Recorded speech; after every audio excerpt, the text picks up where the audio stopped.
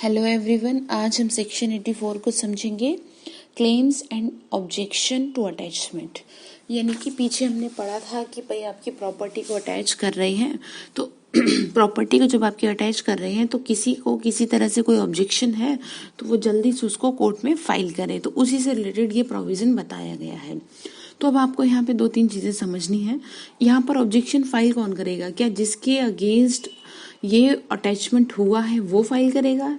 नहीं, वो बिल्कुल भी फाइल नहीं करेगा। फाइल करेगा कोई थर्ड पर्सन। थर्ड पर्सन से मतलब ये है, जैसे सपोज उसने किसी को प्रॉपर्टी बेच रखी है या बेचनी थी, पर उसे पोजीशन उसने नहीं दिया, लेकिन उससे पैसे तो ले ही रखे हैं, तो एक तरह से थोड़े टाइम बाद तो उसको प्रॉपर्टी मिल ही जाएगी जो XYZ पर्सन है।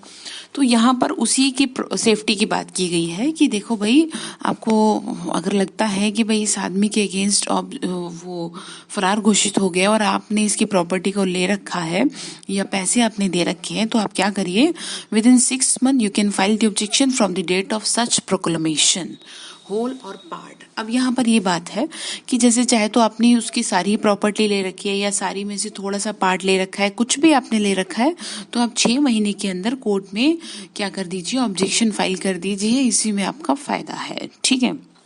ये इसका सबसेक्शन 1 कहता है। फिर इसका प्रोवाइजो कहता है, after the death of claimant और objector to be continued by his LR।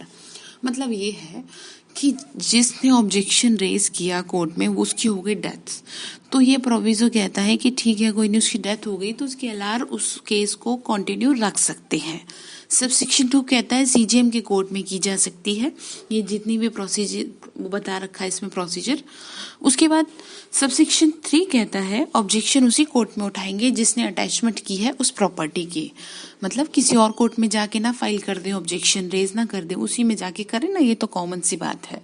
उसका प्रोविजो कहता है सीजीएम कोर्ट में गया जो भी आपका है केस, तो सीजीएम किसी सबऑर्डिनेट मजिस्ट्रेट को भी कह सकता है कि ठीक है भाई, आप इसको फटाफट से खत्म कर दो, केस को देख लो, जो भी है। सबसेक्शन 4 कहता है कि देखिए, सबसे पहले मैंने आपको बताया कि जो ऑब्जेक्शन फाइल कर रहा है किसी तरह आपका इंटरेस्ट जनरेट होना चाहिए, चाहे तो थोड़े में हो चाहे पूरे में हो, ठीक है। किसी ने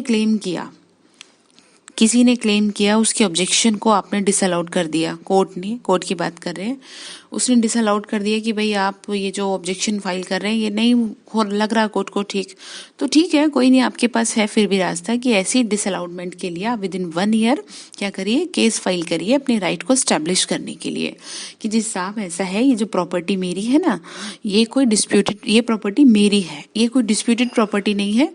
तो इस बात को ही एक फ्रेश सूट माना जाएगा, इसी को एक कंक्लूसिव माना जाएगा, ठीक है। इसी को इसमें लिखा है, देखिए ध्यान से देखेंगे तो आपको समझ में आएगा। 84 में एक सेकेंड, हाँ ये देखिए लिखा हुआ है, इसी को क्या मानेंगे, कंक्लूसिव मानेंगे।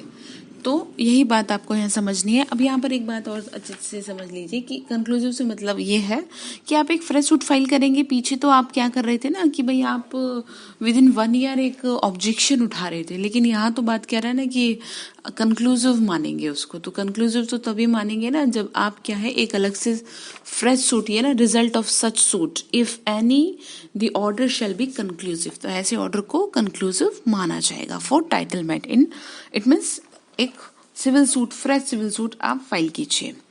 तो अब आता है आपका सेक्शन 85। सेक्शन 85 में बात करता है release, sale and restoration of attachment property, यानी कि जो प्रॉपर्टी अटैच हुई है उसका रिस्टोरेशन। 3 सबसेक्शन है, एक एक वर्ड में याद रखिएगा। पहली बात तो ये है कि आपको टाइम बताया गया, ठीक है, किस बात का, इसी बात का कि भाई आप इतनी जल्दी करके ये टाइम में आप आ जाइए कोर्ट में। अब आप नहीं आते तो फिर क्या होगा आपका, फिर तो यही समझा रहे हैं कि जिस टाइम के अंदर आपको बोला कोर्ट में आने के लिए आप हाजिर हो गए तो बहुत अच्छी बात है, नहीं हुए तो फिर क्या करेंगे, आपकी प्रॉपर्टी का जब्त करके रखेंगे। तो पहली बात, अगर आप हाजिर हो जाते हैं तो रिलीज कर देंगे प्रॉपर्टी को, सेटिस्फाई कर दीजिए, लेकिन कोर्ट को तभी तो।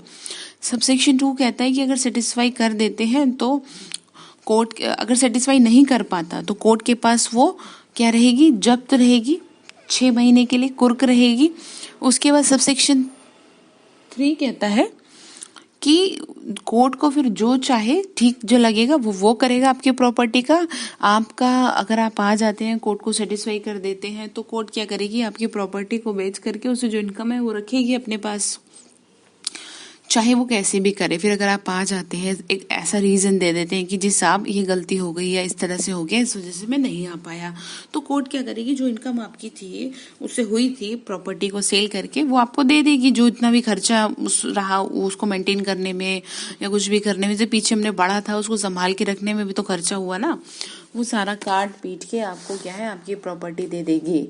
लेकिन ध्यान यहाँ पे ये रखना है, आपको सबसे पहले कोर्ट को सेटिस्फाई करना पड़ेगा कि भाई एक जेन्युइन रीजन था, ठीक है, यही है इसमें कि उसे जो ठीक लगेगा वो कर देगी। 86 कहता है appeal from order rejection application for restoration of attachment of property, यानी कि जो क्या हुआ है, एप्लीकेशन को रिजेक्ट किया गया है आपकी प्रॉपर्टी से रिलेटेड, रिस्टोरेशन से रिलेटेड, उसके अगेंस्ट अगर आपको अपील करनी है तो कैसे कैसे अपील होगी और क्यों नहीं होगी और क्यों होगी, यही समझना है। तो अंडर सेक्शन 85 का सबसेक्शन 3 अगर मना कर दिया, ठीक है, मैंने क्या कहा 85 का सबसेक्शन 3 जो अभी अभी हमने पढ़ा है, अगर मना कर दिया गया है और अगर 2 साल के अंतर्गत आता है तो अपील कर सकता है। अब मना किस चीज के लिए कर दिया भाई, आप आए नहीं, क्या करें अब, तो 2 साल के अंदर फिर भी ठीक है, अगर 2 साल के अंदर आ जाता है तो कर लो अपील। अब ध्यान यह रखना है, अगर 2 साल के अंदर नहीं आया तो कोई भी चांस नहीं आपको कुछ मिल पाएगा, और 2 साल के अगर अंदर आ भी गया है, ठीक है, और कुछ नहीं मिला, कोर्ट में उसने आ करके सारी चीज़ें भी कर ली, नहीं भी मिला, सारा प्रोसीजर जो हमने पीछे पढ़ा है नहीं कुछ हो पाया बेचारे का, तो फिर क्या करेगा, वो जाएगा अपील में, ठीक है, अपील में जाएगा या फिर जाएगा वो रिवीजन में 397 में जाएगा, कोर्ट में एपीलेट कोर्ट में जाएगा, अपील करेगा इस चीज़ के लिए। सेक्शन 87 to 19 को अलग से समझेंगे,